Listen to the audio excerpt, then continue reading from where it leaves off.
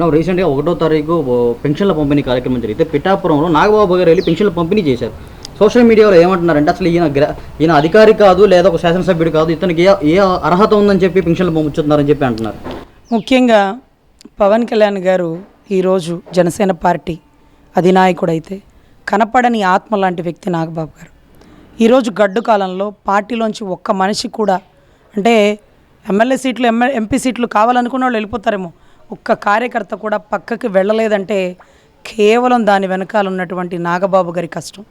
ప్రతి ఊరు, ప్రతి మండలం కమ్యూనిటీ మీటింగ్లు పెట్టారా, జనసేన మీటింగ్లు పెట్టారా, అందరినీ ఒక తాటి మీద తీసుకొచ్చారు. పవన్ కళ్యాణ్ గారు లేనప్పుడు ఆయన ప్రజెన్సీలో సొంత సోదరుడుగా ఈరోజు పెన్షన్లు పంచుతుంటే, ఒక మంచి చేస్తుంటే అదేంటది బురద చల్లాలని ప్రయత్నిస్తారా? ఈరోజు ఆయన కావాలనుకుంటే వాళ్ళ తమ్ముడిని అడిగితే ఒక్క టికెట్ ఇవ్వలేరా అండి? ఎందుకని అడగలేదు? ఒక్కటే చెప్పారు ఆయన మాకు, అమ్మ మీలాంటి వాళ్ళు మంచి పోస్టులో మంచి పదవుల్లో ఉండాలి, నేను పార్టీకి మూల స్తంభంలాగా నిలబడి పనిచేస్తాను, కానీ నాకే పదవి వద్దని ఆల్రెడీ పవన్ కళ్యాణ్ గారికి చెప్పడం జరిగిందమ్మా అన్నారు. మేము ఎంపీ తీసుకుంటారేమో అనుకున్నాం, కనీసం టీటీడీ చైర్మన్ తీసుకుంటారేమో అనుకున్నాం. ఏ పదవి నాకు వద్దని అంత గొప్ప మనసు గల నాగబాబు గారి గురించి మాట్లాడడానికి మీరు, మీ స్థాయి, మీ బతుకులు. ఈరోజు కళ్యాణ్ గారు మనిషి అయితే నేను కనపడని ఆత్మ లాంటి వ్యక్తి నాగబాబు గారు. ఈరోజు నాగబాబు గారిని ఒక మాట అంటే ముందు దూసుకొచ్చే వ్యక్తి కళ్యాణ్ గారు. గుర్తుపెట్టుకోండి, ఈరోజు పెన్షన్లు పంచే దగ్గర ప్రతి ఎమ్మెల్యే పెన్షను, ఎమ్మెల్యేతో పాటు ఎమ్మెల్యే భార్య, కార్యకర్తలు అందరం కూడా ముందుకెళ్ళి పంచుతున్నాం. ఇక్కడ ఎమ్మెల్యే ఉంది, ఎమ్మెల్యేతో పాటు అక్కడ వార్డు నెంబర్లు కూడా ఎమ్మెల్యే సహాయంతో పంచుతున్నారు. ప్రతి పెన్షన్ ఎమ్మెల్యే వచ్చి పంచదు, కార్యకర్తలు పంచుతారేమో, వాళ్ళ సభ్యులు పంచుతారేమో, కుటుంబ సభ్యులు పంచుతారేమో. దీంట్లో తప్పే ఉంది? నువ్వు వాలంటీర్తో పంచితే తప్పు లేదు, కానీ కుటుంబ సభ్యులు చిత్తశుద్ధిగా వచ్చి ఎక్కడో హైదరాబాద్లో ఉన్నోళ్ళు పిఠాపురం వచ్చి వాడవాడకి తిరిగి పంచాల్సిన చోట పంచుతుంటే ఎందుకు మీరు? అంటే మొన్నటిదాకా పెన్షన్లే రావన్నారు, 1వ తారీఖు ఏమైపోతుంది, మీరు ఇచ్చిన హామీలు ఏమైనాయి అన్నారు. హామీలు ఇస్తే వాళ్ళు ఎందుకు పంచుతున్నారు అన్నారు.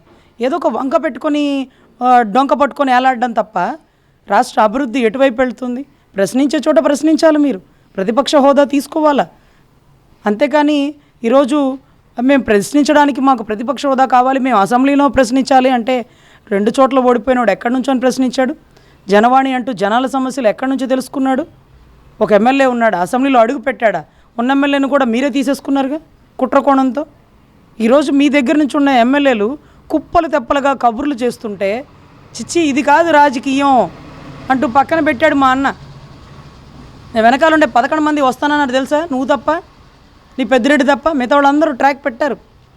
ఇతని దగ్గర ఉంటే మనకు కూడా అవినీతి ముద్ర పడిద్ది, జనాలు మనల్ని నమ్మి గెలిపించారు, మనము ఒక అభ్యుదయ భావాలు, ఒక నిజాయితీ, ఒక అభివృద్ధి పదంలో వెళ్ళే పార్టీ వెనకాల ఉండాలని వస్తామని అడుగుతుంటే అది కరెక్ట్ కాదు, అలా తీసుకోకూడదు.